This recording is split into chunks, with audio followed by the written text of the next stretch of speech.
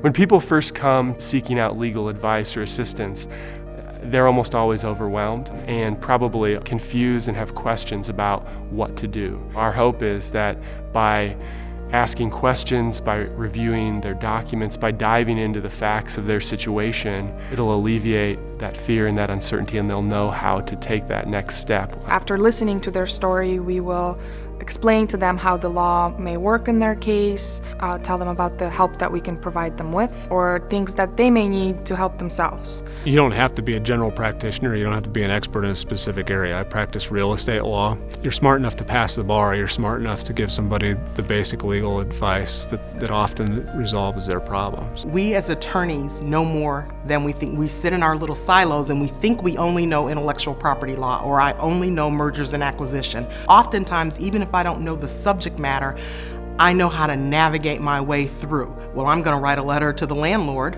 I'm not a landlord-tenant expert, but I do know what being taken advantage looks like. I would encourage every attorney to volunteer their time. It takes very little effort and very little time from the attorney, but the help that they give is life-changing for the recipient. You went to school for a reason, to make a difference. Your church is here to try to make a difference in your community. Put those together.